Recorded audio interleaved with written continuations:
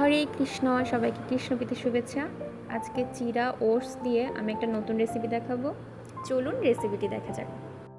প্রথমে এখানে আমি চিরা ওটস আর কিছু ময়দা নিয়ে নিয়েছি, একসাথে মিশিয়ে নিব।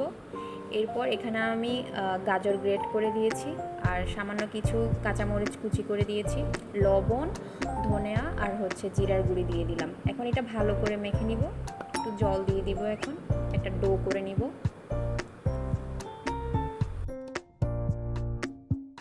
এরপর আমি পছন্দ মতো একটা শেপ দিয়ে দিচ্ছি, আপনারা আপনাদের ইচ্ছা মতো করে নিতে পারেন।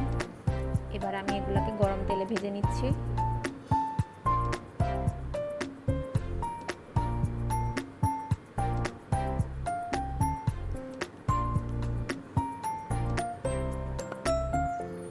ভাজাটা আমার এখন প্রায় কমপ্লিট হয়ে গেছে।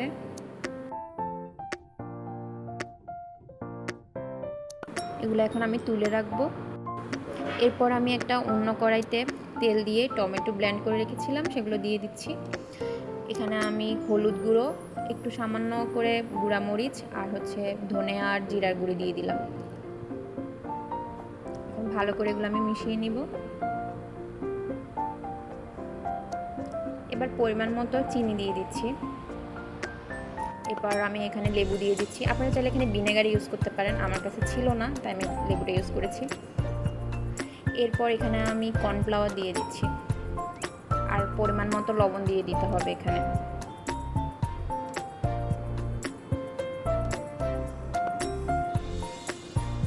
ভালো করে মিশিয়ে নিচ্ছি। এরপর ভেজে রাখা সেই কাটলেটগুলো দিয়ে দিচ্ছে। এখন একটা ভালো করে মিশিয়ে নিতে হবে। এই তো রান্নাটা প্রায় কমপ্লিট। নামানোর আগে আমি এখানে কিছু শসা গ্রেট করে নিয়েছি, এগুলো আমি এখন ছড়িয়ে দিব উপর দিয়ে। এখন ভালো করে এগুলো মিশিয়ে নিব। রান্নাটা একদম পুরোপুরি এখন কমপ্লিট। চলুন এখন আমরা ভোগটা দর্শন করি। আর এইরকম নতুন নতুন রেসিপি দেখতে হলে পেজটি ফলো করে দিবেন। হরে কৃষ্ণ, হরি বল।